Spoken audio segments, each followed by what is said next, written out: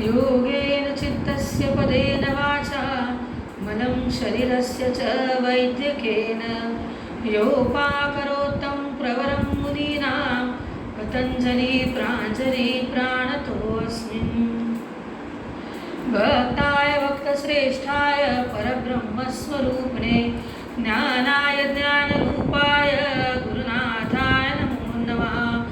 पूज्याय परमपूज्याय दत्तदासाय साधवे संतवंशप्रदीपाय रघुनाथाय नमो नमः। नमस्कार, मी पद्मश्री गोविंदराज दंडवते। आज आपण पूर्ण योगशास्त्राची माहिती सर्वप्रथम बघूया। कोणताही आजपासून आपण ठरवले की आपल्याला आजपासून योगासनं करायची आहेत किंवा योगशास्त्राचा अभ्यास करायचा आहे। कोणत्याही गोष्टीचा जेव्हा आपण अभ्यास करतो किंवा कोणतीही गोष्ट आपण करायला जेव्हा सुरुवात करत असतो तर ती सुरुवात करण्याअगोदर त्या शास्त्राची माहिती असणं खूप महत्त्वाची असते। त्यामुळे योगशास्त्राची माहिती सर्वप्रथम थोड्याफार प्रमाणात योगशास्त्र काय आहे, योगशास्त्रामध्ये काय काय सांगितलेलं आहे, त्याचे निर्माता कोण आहेत, कशा पद्धतीने त्याचं वर्णन केलेलं आहे ते आपण सर्वप्रथम जाणून घेऊ।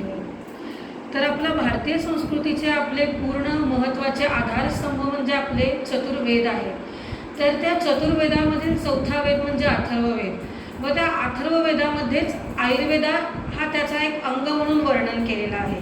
अथर्ववेदामध्येच आयुर्वेदाचा समावेश केलेला आहे व आयुर्वेदाशी संबंधित, आरोग्याशी संबंधित, स्वास्थ्याशी संबंधित असं एक शास्त्र म्हणजे योगशास्त्र आहे। तर या योगशास्त्राची निर्मिती केली आहे पतंजली महामुनींनी। त्यामुळे आपण सर्वप्रथम हा व्हिडिओ सुरू होताना सगळ्यात पहिल्यांदा आपण पतंजली महामुनींच्या चरणी साष्टांग वंदन करूनच सुरुवात केलेली आहे। हे जे योगशास्त्र आहे, हे जे योगदर्शन आहे ते आस्तिक दर्शन आहे। म्हणजे काय सांगितलेलं आहे योगदर्शनामध्ये, पूर्णपणे ईश्वराच्या अस्तित्वाला, या सृष्टीची निर्मिती, या सृष्टीची रचना, ही सृष्टीमध्ये जे काही जीव जन्माला येतात, जगतात व ते मरण पावतात, हे संपूर्ण जीवनचक्र प्रत्येक जीवाचं हे त्या ईश्वरामुळेच घडून येत आहे असं योगशास्त्राने मान्य केलं आहे। म्हणून योगदर्शन हे आस्तिक दर्शन आहे, म्हणजे ईश्वराच्या अस्तित्वाला त्यांनी मान्यता दिली आहे। तर योगशास्त्रामध्ये वर्णन करताना आपल्याला अष्टांग योग म्हणून एक महत्त्वाची संकल्पना येते। योगशास्त्रामध्ये अनेक विषयांचं वर्णन केलेलं आहे, त्याच्यामध्ये सगळ्या विषयांचं खूप प्रगल्भतेने वर्णन केलेलं आहे।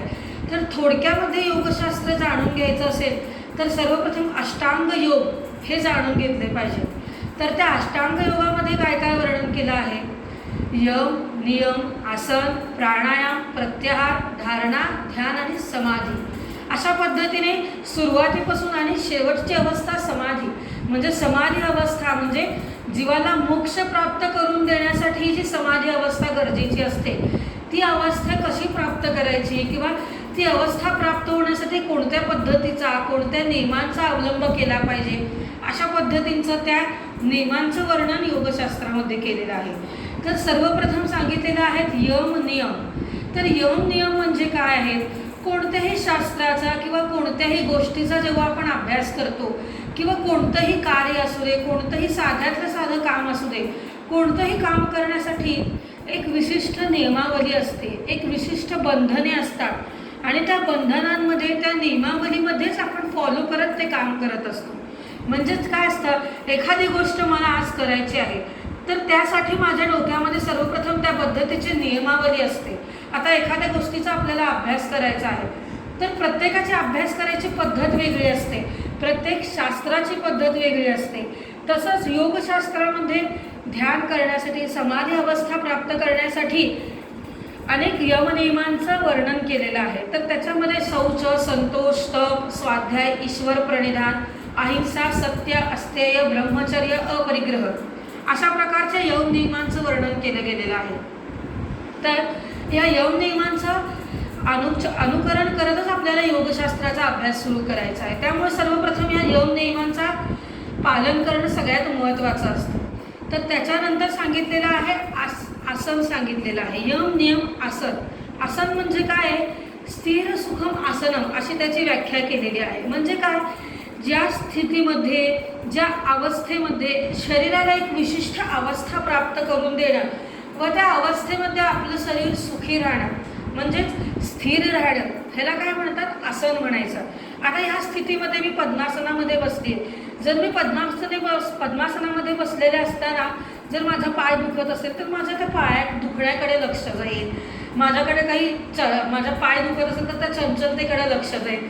ही चंचलता, ही दुखण्याकडे लक्ष न जाऊ देता कोणत्याही स्थितीमध्ये आपलं मन, आपले इंद्रिय, आपलं शरीर स्थिर राहील, अशा पद्धतीची एक विशिष्ट अवस्था आपल्याला शरीराला स्थिर अवस्था प्राप्त करून घ्यायची असते. तर त्याला म्हणायचे आसन. तर ह्या आसनांमध्ये अनेक प्रकार सांगितलेले आहेत. आसनांमध्ये उभारलेल्या स्थितीमधली आसनं, बसलेल्या स्थितीमधली आसनं, झोपलेल्या मधली आसनं, पालथे झोपलेल्या स्थितीमधली आसनं, त्यामुळे एका अंगावर झोपलेलं आसन, उजव्या अंगावर झोपलेली आसनं, डाव्या अंगावर झोपलेली आसनं, खूप प्रकार आहेत पुढे जाऊन आसनांची. तर त्याच्यानंतर सांगितलेलं आहे प्राणायाम आणि प्रत्याहार. प्राणायाम, प्रत्याहार, धारणा, ध्यान, समाधी. जेव्हा आपण प्राणायाम शिकणार आहोत त्यावेळेला या पुढील अवस्थांचं आपोआप आपण वर्णन करणं शिकणारच आहोत. थोडक्यात प्राणायाम, प्रत्याहार प्राणायाम म्हणजे काय? आपल्या श्वासोच्छ्वासाकडे लक्ष केंद्रित करणं, म्हणजे आपल्या श्वासगतींकडे पूर्ण आपलं लक्ष, पूर्ण आपले इंद्रिय, पूर्ण आपलं ध्यान किंवा जे काही आपलं लक्ष आहे ते पूर्ण श्वासोच्छ्वासाच्या गतीकडे देणं, म्हणजेच प्राणायाम. एका विशिष्ट फॉर्मॅटमध्ये श्वास आत घेणे, श्वास सोडणे ही क्रिया केली जाते. त्याला काय म्हणतो? प्राणायाम असं म्हटलं जातं. त्यानंतर प्रत्याहार, धारणा यांचं वर्णन केलं आहे. तर प्रत्याहार म्हणजे काय? आपले जे काही पंचज्ञानेंद्रिय आहेत तर त्या पंचज्ञानेंद्रियाद्वारे आपण बाहेरील जी काही सृष्टी ईश्वराने निर्माण केली आहे त्या सृष्टीचे विषय आपण आत्मसात करत असतो. तर त्या आत्मसात करण्यासाठी त्या इंद्रिय कारणीभूत असतात. तर त्या इंद्रियांना अंतर्भूत करणे म्हणजे इंद्रियांना त्यांचे विषय स्वीकारण्यापासून थांबवणे व ध्यान अवस्था प्राप्त करणे. म्हणजे प्रत्याहार कशासाठी महत्त्वाचा आहे? इंद्रिय अंतर्भूत करणं का महत्त्वाचं आहे? तर ध्यान अवस्था प्राप्त करण्यासाठी इंद्रिय आतल्या बाजूने म्हणजे अंतर्भूत एकाग्र चित्त करण्यासाठी महत्त्वाची असतात. त्याचप्रमाणे धारणा केली पाहिजे. धारणेमध्ये काय सांगितलेलं आहे? तर कोणत्याही एका वस्तूची, एका मूर्तीची आपण ज्या ईश्वराला मानतो त्या ईश्वराला आपल्या मनासमोर, आपल्या मनामध्ये त्या ईश्वराची प्रतिकृती निर्माण करायची आहे आणि पूर्ण लक्ष त्याच्याकडे केंद्रित करायचं आहे. तर त्या गोष्टीला म्हणलं जातं ध्यान. आपले पूर्ण पंच ज्ञानेंद्रिय, पंचकर्मेंद्रिय, तसेच आपलं सगळ्यात महत्त्वाचं उभयेंद्रिय म्हणजे आपलं मन त्या पूर्ण मूर्तीकडे, त्या ईश्वराकडे एकचित्त केलं पाहिजे. ह्याला धारणा म्हणायचं. आणि ह्या धारणा अवस्थेमुळेच मनुष्य पुढे ध्यान अवस्था प्राप्त करत जातो. आणि ध्यान अवस्था जेव्हा एखाद्या व्यक्तीला प्राप्त होते त्यावेळेला त्याला समाधी अवस्था प्राप्त करण्यासाठी तो व्यक्ती हळूहळू प्रवृत्त होतो व अखेरीस जी अवस्था असते ती समाधी अवस्था. तर त्या समाधी अवस्थेमध्ये जेव्हा एखादा व्यक्ती जातो संपूर्ण जगाशी त्याचं नातं तुटलेलं असतं, कोणत्याही प्रकारचा संबंध त्याचा जगाशी नसतो व आपला आत्मा व परमात्मा यांचं पूर्णपणे मिलन झालेलं असतं. ह्या स्थितीला म्हणायचं समाधी अवस्था. व ही समाधी अवस्था प्रत्येक व्यक्तीला मोक्ष प्राप्त करून देण्यासाठी असते. तर अशा पद्धतीने एवढं प्रगल्भ असं आपल्या भारतीय संस्कृतीमध्ये श्रेष्ठ असं योगशास्त्राचा आपण अभ्यास आजपासून सुरुवात करणार आहोत. तर कधीसुद्धा योगासनांची सुरुवात करताना किंवा कोणताही व्यायाम आपण जेव्हा सुरुवात करत असतो तर त्याला एक विशिष्ट पद्धत असते. कोणताही व्यायाम हा डायनॅमिक रिदममध्ये केला जातो. तर डायनॅमिक रिदम म्हणजे काय असतं? हळूवारपणे त्यांची सुरुवात करायची, नंतर त्याची गती वाढवायची आणि नंतर पुन्हा गती हळू करत तो आसन, तो प्राणायाम, ती अवस्था, तो व्यायाम बंद केला जातो. ह्याला डायनॅमिक रिदम असं आपण म्हणत असतो. ठीक आहे. मग अशा पद्धतीनेच म्हणजे हळूवारपणे सगळ्यात पहिल्यांदा सूक्ष्म योगा सुरू करायचा. आपल्या शरीराचे प्रत्येक सांधे, प्रत्येक मसल, प्रत्येक टेंडॉन्स, प्रत्येक स्नायू, प्रत्येक शिरा, प्रत्येक कंडरा, प्रत्येक मांसपेशी ही शिथिल झाली पाहिजे. शिथिल म्हणजे काय? त्याला फ्लेक्झिबिलिटी आली पाहिजे. एक विशिष्ट फ्लेक्झिबिलिटी आल्यावरती आपण प्रत्येक आसन, प्रत्येक किंवा कोणताही प्राणायाम, ध्यान हे करण्यासाठी आपलं शरीर व्यवस्थित कार्यरत असतं. तर आपण सगळ्यात पहिल्यांदा आज बघणार आहोत सूक्ष्मयोगा. तर सूक्ष्मयोगाची सुरुवात करताना मी सर्वप्रथम सगळ्या सांध्यांचे व्यायाम तुम्हाला घेणार आहे.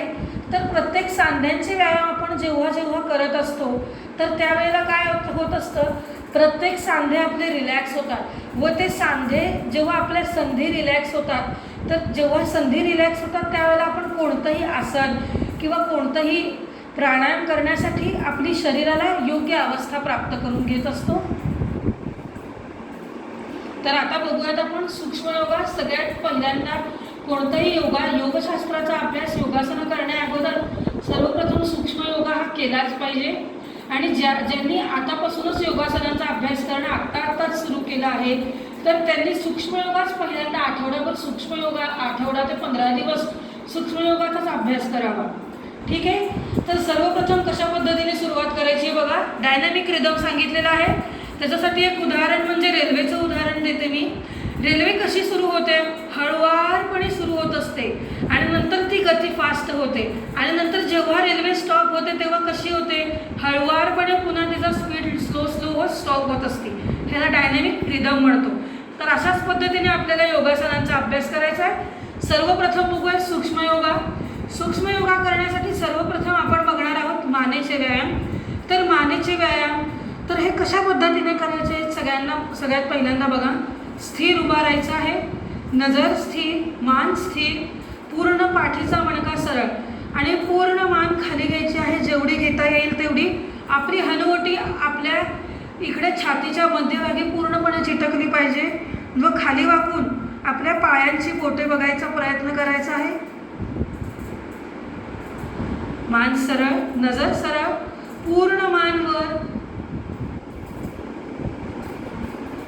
एवढ्या लेवलपर्यंत मान आपल्याला वर करायची आहे की इथले पूर्ण स्नायू, इथले पूर्ण मसल्स ताणले गेले पाहिजेत, आपल्याला जाणवलं पाहिजे इथला ताण. अशा पद्धतीने मान वर करायची आहे. मान सरळ, मान उजवीकडे. मान उजवीकडे करताना पूर्ण डाव्या कानापासून ते डाव्या खांद्यापर्यंत प्रत्येक मांसपेशी, प्रत्येक स्नायू हे ताणले गेले पाहिजेत. हा तणाव जाणवला गेला पाहिजे जेव्हा आपण मान उजवीकडे वळवतो. पुन्हा नजर सरळ, मान डावीकडे, उजव्या कानापासून डाव्या खांद्यापर्यंत पूर्ण शिरा ताणल्या गेल्या पाहिजेत, पूर्ण मांसपेशी ताणली गेली पाहिजे. पुन्हा नजर सरळ. अशा पद्धतीने व्यायाम. नजर पूर्ण खाली, पायाची बोटे बघायची, नजर पूर्ण वर, पूर्ण स्नायू ताणले गेले पाहिजे. नजर उजवीकडे, नजर डावीकडे. हा व्यायाम प्रत्येकाने ॲटलिस्ट 10 वेळा सुरुवात करायची आहे. ज्यांना सर्वायकल स्पॉन्डिलोसिस असते किंवा ज्या लोक विशिष्ट पद्धतीने सांगतात की खाली वाकलं की आम्हाला गरगरतं, किंवा ज्यांना मानेपासून पूर्ण हाताच्या तळहातापर्यंत अशा मागील बाजूने कळ येते किंवा मान वर खाली करण्यासाठी त्रास होतो, किंवा आजकालचं जे रुटीन आहे कंप्लीट लॅपटॉप वर्क असू दे किंवा कंटिन्यू स्टडी करत असतात मुलं, तर पूर्ण मानेला व्यायामच होत नाही. पूर्ण इथले जे सर्वायकल व्हर्टेब्रा आहेत ते स्टिफनेस येतो त्यांच्यामध्ये. त्यामुळे काय होतं, तिथं वेदना निर्माण होतात थोडी जरी हालचाल करायला लागलं. तर अशा पद्धतीच्या ज्यांना मानेचे त्रास आहेत त्यांनी हा व्यायाम ॲटलिस्ट रोज 20 वेळा सुरुवात करायची आहे. त्यानंतर दुसरा मानेचा व्यायाम बघा. मान पूर्ण खाली, पायाचे बोटे बघायचा प्रयत्न. मान उजव्या बाजूने हळुवारपणे फिरवायची आहे. उजवीकडून फिरवताना विशिष्ट पद्धतीने फिरवायची. बघा, माझा उजवा कान माझ्या उजव्या खांद्याला चिटकला आहे, परंतु खांदा वर करायचा नाही आहे. पहिल्यांदा जेवढं स्ट्रेच होतं आहे तेवढंच करायचं. हळुवारपणे आपला अंग स्ट्रेच व्हायला सुरुवात होईल. बघा अजून एकदा.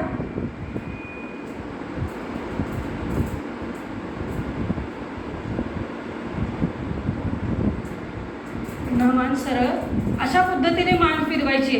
म्हणजे नुसती एवढी मान फिरवून उपयोग नाही आहे, एका विशिष्ट फॉर्मॅटमध्ये मान फिरवायची आहे. पूर्ण खाली आणि उजव्या खांद्याला कान चिटकवा. पूर्ण इथं ताण बसस तोपर्यंत मागं न्या. डाव्या खांद्याला मान चिटकवा. पूर्ण पुन्हा पायाची बोटे बघा आणि स्थिर व्हा. ही झाली उजव्या बाजूने डायरेक्शननी मान फिरवली गेली. सेम डाव्या बाजूने डायरेक्शनने मान फिरवा. खांदे अजिबात अशा पद्धतीने हलवत मानेचा व्यायाम करायचा नाही आहे. हे पूर्ण मानेचा व्यायाम. हे मान उजवीकडून एक फिरवणं, डावीकडून फिरवणं. उजवीकडून 10 वेळा फिरवायची, डावीकडून 10 वेळा फिरवायची. त्यानंतर आता सांगते मी तुम्हाला खांद्याचे व्यायाम. शोल्डर जॉईंटचा व्यायाम फार महत्त्वाचा असतो. तर का महत्त्वाचा आहे? आपलं जे रुटीन वर्कमध्ये जे काय आपण काम करत असतो, तर त्या कामामध्ये ना हा एक जॉईंट आहे जो पूर्ण 360 डिग्रीमध्ये मूव्ह होत असतो, परंतु आपण त्याचा मॅक्झिमम वापर हा 180 डिग्रीपर्यंतच करत असतो. पूर्ण 360 डिग्रीमध्ये आपण शोल्डर जॉईंटचा वापर कधीच करत नसतो. त्यामुळे शोल्डर जॉईंटमध्ये स्टिफनेस येणं किंवा मोस्ट कॉमन आजकाल दिसून येतं तर फ्रोझन शोल्डर, अशा पद्धतीचे व्याधी आपल्याला सुरुवात होतात. तर त्याच्यासाठी सगळ्यात पहिल्यांदा शिकूयात आपण आता शोल्डर जॉईंटचे व्यायाम. ठीक आहे. शोल्डर जॉईंटच्या व्यायामामध्ये बघा, सगळ्यात पहिल्यांदा जे आपल्याला शाळेत पीटी म्हणून शिकवले जातात ते आपण किती साधे व्यायाम आहेत अशा पद्धतीने त्याबद्दल विचार करतो. तर हे साधे साधे व्यायामच सगळ्यात महत्त्वाचे असतात. पाय सरळ, पाठ सरळ, नजर सरळ, हात सरळ वर करायचे अशा पद्धतीने. हात तसेच कानाला चिटकून सरळ वर, नजर स्थिर. माझे दोन्ही हात सरळ जेव्हा वर जातात तेव्हा कानाला चिटकलेले अशा पद्धतीने. कोपऱ्यामध्ये बाक काढून अजिबात वर न्यायचे नाहीत. पूर्ण हात सरळ रेषेमध्ये वर, हात बाजूला, हात पूर्णपणे बाजूला. ह्या प्रदेशामध्ये ताण निर्माण झाला पाहिजे अशा पद्धतीने बाजूला. हात सरळ मागे, पुन्हा हात खाली, हात समोर, हात वर, हात बाजूला, हात मागे, हात खाली. हा व्यायाम प्रत्येकाने रोज 10 वेळा सुरुवात करायची आहे. त्यानंतरचा व्यायाम आहे शोल्डर जॉईंट. पूर्णपणे आपल्याला रोटेट करायचा आहे. बघा हा कशा पद्धतीने करतो. ज्यांना किंवा अगर काही काही जणांना जर खांदा दुखत असेल तर फिरवताना किंवा एवढाच जातो, तर जेवढा पहिल्यांदा स्ट्रेच होईल तेवढाच न्यायचा. एकदम माझ्यासारखं करायला जाऊन एकदमच स्ट्रेच देऊन दुखणं वाढण्याची शक्यता असते. त्यामुळे हळूवारपणे स्ट्रेच द्यायला सुरुवात करायची. आणि ज्यांना त्रास होतो त्यांनी दुसऱ्या हाताचा आधार देत दुसरा खांदा पूर्णपणे फिरवायचा आहे. बघा, मूठ जास्त आवळायची नाही आहे, मूठ अलगदपणे आवळलेली, कानाला चिटकत हात सरळ वर, हात पूर्ण मागे आणि पूर्ण हात पुन्हा स्थिर.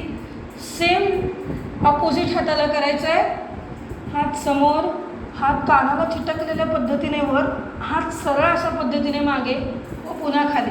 हे व्यायाम ॲटलीस्ट जेव्हा ज्यांना शक्य त्यांनी सुरुवातीला, यंगस्टर्स किंवा माझ्या वयाचे जे आहेत त्यांनीसुद्धा योगा सुरुवात करताना सूक्ष्म योगाचा अवलंब करून, सूक्ष्म योगाचा अभ्यास करूनच पुढे जाऊन योगासनं करायचे आहे. तर दोन्ही खांदे एकसाथ आपण करू शकतो. बघा अशा पद्धतीने जेव्हा आपण खांदे वर नेतोय, कोणताही योगासनात कुठलंही आसन करण्यासाठी श्वासोच्छ्वासाच्या गतीकडे लक्ष द्यायचं आहे. हा व्यायाम मी जेव्हा करते तेव्हा बघा, हात वर नेताना श्वास दीर्घ घ्यायचा आणि हात मागून पुन्हा खाली आणताना श्वास सोडायचा. बघा हा, मी जेव्हा हात वर घेते तेव्हा माझी छातीसुद्धा रुंद होते. त्यामुळे आपल्या लंग्सला एक्सपांड व्हायला, ऑक्सिजन जास्त प्रमाणात शरीर घेण्यासाठी ऑक्सिजन कॅपॅसिटी वाढत असते. बघा, हे सूक्ष्म व्यायाम पण खूप महत्त्वाचे असतात. अशा पद्धतीने दोन्ही हातांचा एक साथ करायचा. हे 10 वेळा करायचे. त्यानंतरचा जॉईंट बघूयात आपण, एल्बो जॉईंट. एल्बो जॉईंटचा साधा व्यायाम आहे. हात पूर्ण सरळ व हात जेवढे मागे जातील तेवढे मागं न्यायचे आहेत अशा पद्धतीने. हात पुन्हा सरळ. हा व्यायाम जेव्हा करत असतो आपण तेव्हा पूर्ण पाठीचा मणका सरळ पाहिजे. पाठीत बाक काढून अशा पद्धतीने व्यायाम न करता पूर्ण पाठ सरळ ठेवून हा व्यायाम करायचा आहे. या व्यायाम केल्यावरती जेव्हा हात मागं नेते तेव्हा छाती रुंद होते. प्रत्येक सूक्ष्म अतिसूक्ष्म योगा करताना सुद्धा आपला ऑक्सिजन लेवल वाढण्यासाठी सहाय्यभूत असतात हे योगासुद्धा. त्यानंतर बघूया हा मणिबंध संधी बघूयात. मणिबंध संधीसाठी व्यायाम बघा, जे हात सरळ, अलगदपणे मूठ आवळलेली, जास्त मूठ आवळायची नाही आहे व पूर्ण पहिल्यांदा उजव्या दिशेने हात फिरवायचे दोन्ही. जेव्हा हे तुम्ही करत असता अशा पद्धतीने व्यायाम, तेव्हा हळूवारपणे कडकड आवाज येण्याची शक्यता असते. तर तो काय येत असतो, ह्या जॉईंटचा आपण 360 डिग्रीमध्ये वापर केलेला नसतो. त्यामुळे काय होतं, तो स्टिफनेस आलेला असतो. जेव्हा आपण पूर्ण मूठ आवळतो ना त्यावेळेला तो स्टिफनेस निघून जातो आणि कडकड असा आवाज येतो. भिण्याची काहीही गरज नाही आहे. त्यामुळे बघा, पहिल्यांदा उजवीकडून मूठ हवळायची, पूर्ण फिरवायची अशा पद्धतीने, आणि नंतर डावीकडून सेम. ठीक आहे, अशा पद्धतीने. ज्यांना की अशा पद्धतीने मानेकडून दुखणं येत तर हातापर्यंत जातं आहे, किंवा ज्यांना इथल्या संधी दुखतात, किंवा बोटांच्या छोट्या छोट्या पर्वसंधी ज्या असतात, अणुसंधी आपण त्याला आयुर्वेदामध्ये म्हणतो, त्या संधी दुखणं, संधिगत वात, आमवात, अशा प्रकारचे जे व्याधी आहेत, किंवा ह्या जॉईंट्समध्ये ना स्वेलिंग्स असतात खूप जणांना, तर ते स्वेलिंग्स दूर होण्यासाठी सुद्धा सूक्ष्मयोगा फार महत्त्वाचा असतो. बघा, आता एक नवीन दुसरा व्यायाम, पूर्ण ताठ, हात पूर्ण सरळ, पूर्ण बोटं ताणलेली अशा पद्धतीने बोटं ताणायची. बघा, पूर्ण बोटांमध्ये माझ्या कॉन्व्हेक्सिटी आली आहे, एवढ्या प्रमाणात पूर्ण बोटं ताणायचे, रिलॅक्स ताणायचे आहेत, रिलॅक्स.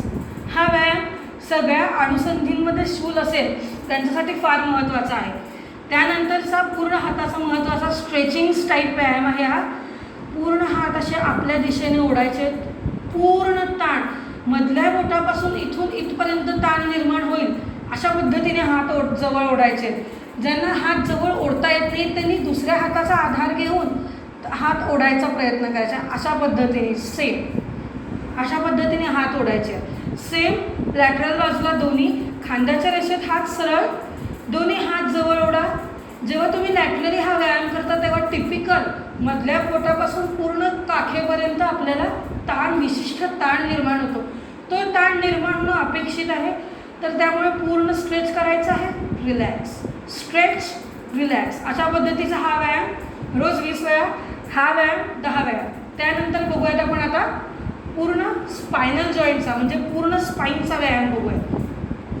तर कोणताही किंवा कोणताही व्यायाम सुरुवात करण्याअगोदर योगशास्त्रामध्ये जे एक विशिष्ट आसन सांगितलं, ताडासन म्हणलं जातं त्याला.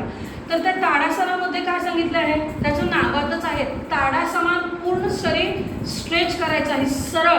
जेवढं शरीर तुम्हाला पायाच्या अंगठ्यापासून डोक्याच्या केसापर्यंत पूर्ण शरीर ताठ वर न्यायचं आहे. ते कशा पद्धतीने बघा, दोन्ही पाय जवळ, नजर सरळ, पाठ सरळ, मान सरळ, दोन्ही हात कानाला चिटकून वरच्या दिशेने ओढायचे आहेत आणि पूर्ण टाच वर उचलायचे आहे. नजर स्थिर, पोझिशन होल्ड. 1 2 3 4 5 6 7 8 9 10. रिलॅक्स. अशा पद्धतीने रिलॅक्स व्हायचे. सुरुवातीला जेव्हा तुम्ही ताडासन करताल तेव्हा 5 सेकंद राहू शकाल, 10 सेकंदच राहू शकता. परंतु हळूहळू सरावाने एका आठवड्यात तुम्ही माझ्यासमोर, आता मी सध्या राहू शकते 30 सेकंद, मी सरळ ताडासनामध्ये राहू शकते. सरावाने तुम्ही सुद्धा आपोआप हळूहळू ताडासनामध्ये स्थिर राहू शकता. सगळ्यात महत्त्वाचं स्ट्रेचिंगसाठी आसन ताडासने. ताडासनाचा अभ्यास रोज नित्य केला पाहिजे. ज्यांचे हात पूर्ण स्ट्रेच होत नाहीत त्यांच्यासाठी सोपा उपाय, हात एकमेकात असे दोन्ही बोटं एकमेकात चिटकवायचे आणि हात पूर्ण अशा कानाला चिटकून वर आणि खेचायचे हात वर, पूर्ण टाच वर, नजर सरळ, पाठ सरळ, मान सरळ व चेहऱ्यावरती प्रसन्न मुद्रा. कोणताही आसन करताना अशा पद्धतीने आठ्या, कपाळावर आठ्या, चेहऱ्यावरती आठ्या येऊ द्यायच्या नाहीये.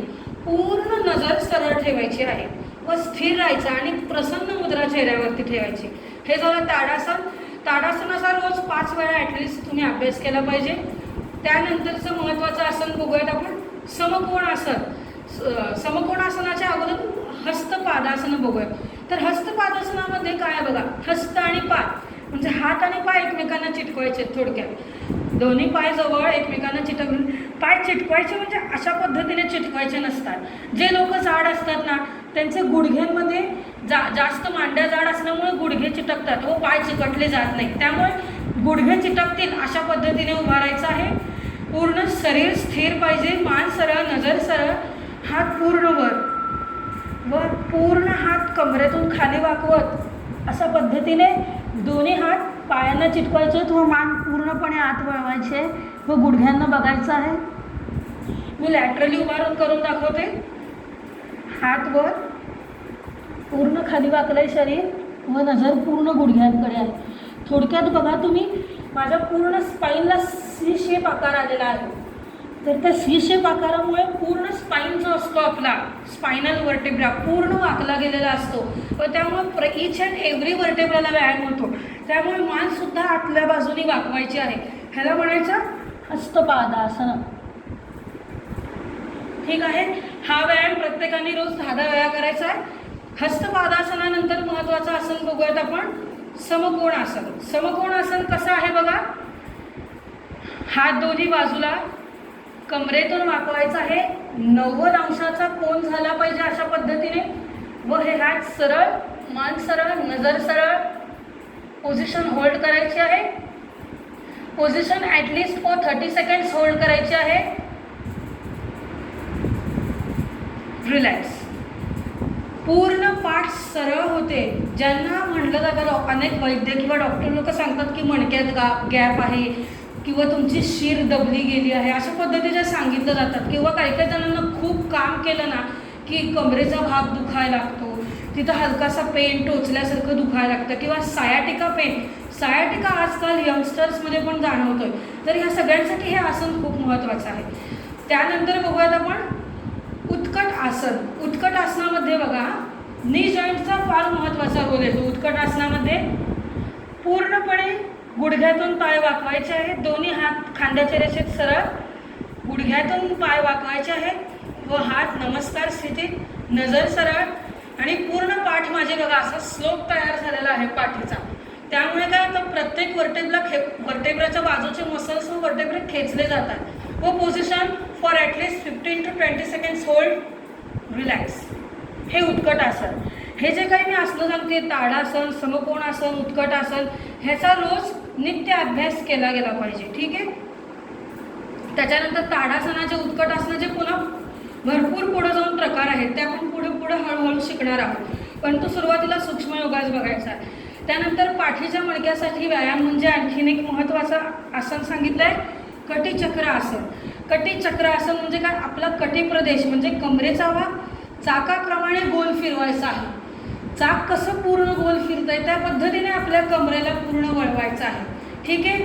बघा दोन्ही पायांमध्ये अंतर. हात खांद्याच्या रेषेत सरळ पाहिजे. नजर सरळ. पूर्ण उजव्या बाजूने वळायचं आहे व ज्या दिशेला वळलाय आता मी उजवीकडे वळली तर माझा डावा हात डाव्या बाजूच्या कमरेवर व पूर्णपणे डाव्या बाजूचे टाच बघायचा प्रयत्न करायचा आहे. रिलॅक्स. सेम डावीकडे वळताना डावीकडे वळली आहे, उजव्या बाजूचा टाच बघायचा प्रयत्न. Relax relax. अशा पद्धतीने मी अजून एकदा करून दाखवते कटिचक्रासन.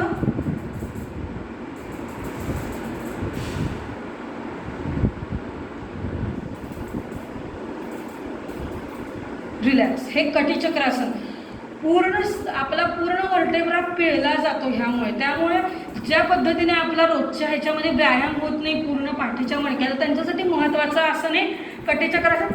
पूर्णपणे स्नायू पूर्णपणे वर्टेब्रे पिळले जातात. त्यामुळे जे काय आपला दुखणे असतात ते निघून जायला मदत होते.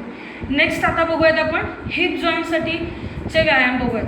हिप जॉईंटसाठी जेव्हा जेव्हा व्यायाम करायला जातो तेव्हा त्याचा व्यायाम करताना बघा सगळ्यात पहिल्यांदा दोन्ही पाय जवळ. उजवा पाय पूर्णपणे सरळ रेषेत वर 90 कोन अंशाचा कोन होईल एवढ्या पद्धतीने वर उचलायचा आहे. खाली. डावा पाय वर खाली, वर खाली, वर खाली. तुम्ही हात पुढेही ठेवू शकता किंवा मागेही ठेवू शकता, त्याच्याबद्दल कोणताही. पूर्णपणे वर पूर्णपणे खाली. सेम लॅटरल बाजूला पाय पूर्णपणे वर, डावा पाय सेम पूर्णपणे वर खाली. अशा पद्धतीने पाय पूर्ण वर पाय खाली. पहिल्या दिवशी एवढाच पाय वर जाईल तेवढाच न्यायचा आहे. अचानकपणे कुठल्याही गोष्टीचा स्ट्रेच जास्त प्रमाणात निर्माण करायचा नाही आहे. किंवा ज्यांना काही काही आसनं जमत नाही आहेत त्यांनी सुरुवातीला सांगितल्याप्रमाणे हळूवारपणे सुरुवात करायची अशा पद्धतीने. रिलॅक्स. कोणताही ताण कोणताही गोष्टीचा ताण शरीरावर द्यायचा नाही. अशा पद्धतीने प्रत्येकाने कुठलंही जे काही सूक्ष्म योगा आहे तो सुरुवात करण्याच्या अगोदर अशा पद्धतीने सुरुवात करायचा आहे व नंतर स्पीड वाढवा. पूर्णपणे हात सरळ, पूर्णपणे हात मागे. गुडघा 90 अंशाच्या कोनामध्ये वाकवायचा आहे. ओटीपोटावरती पूर्णपणे गुडघ्याचा दाब. त्यानंतर आपण बघूयात आता हिप जॉईंटचा पूर्णपणे सरळ, पूर्णपणे ह्या बाजूला आहे. जेव्हा कटीचक्रासन करतो त्यावेळेला थोड्याफार प्रमाणात हिप जॉईंटला सुद्धा मदत होत असते. त्यानंतर आता आपण बघूयात नी जॉईंटचे व्यायाम बघूयात. नी जॉईंटसाठी सांगितल्याप्रमाणे उत्कट आसन सगळ्यात श्रेष्ठ आसन सांगितलेलं आहे. पूर्णपणे वाकायचं आहे गुडघ्यात आणि स्थिर ठेवायचं आहे. हे झालं उत्कट आसन. पूर्ण भार नी जॉईंटवर येतो. त्यामुळे ज्यांना संधिवात आहे, आमवात आहे किंवा गुडघेदुखी प्रॉपर अनेकांना असते, तर त्यामुळे सगळ्यात महत्त्वाचं आहे. त्यानंतर आता अँकल जॉईंटचा व्यायाम बघूयात. बसायचं आहे सगळ्यांनी. बसल्यावरती पूर्णपणे ज्या पद्धतीने आपण हात आत खेचलेत आणि हात बाजूला खेचलेत त्या पद्धतीने सेम पायाला करायचं आहे. पाय पूर्णपणे आत खेचायचे, पाय पूर्णपणे रिलॅक्स, पूर्णपणे आत, पूर्णपणे रिलॅक्स, पूर्णपणे आत, पूर्णपणे रिलॅक्स. त्यानंतर बघा आता अशा पद्धतीने दोन्ही हात एकमेकांना चिटकवायचे व पूर्ण घोटा जो काय आपला अँकल जॉईंट पूर्णपणे गोल फिरवायचा आहे. सेम ऑपोजिट दिशेने. ठीक आहे, सेम ह्याच्या बाजूला,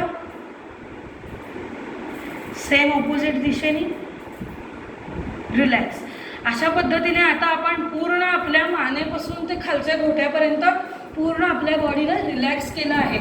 अशा पद्धतीने रोज मी सांगितल्याप्रमाणे ताडासन, उत्कट आसन, समकोण आसन, कटीचक्रासन व प्रत्येक स्नायूंचे, प्रत्येक जॉईंटचे सूक्ष्मयोगा सुरुवात करताना पहिल्यांदा सूक्ष्मयोगा करूनच पुढील योगांची सुरुवात करायची.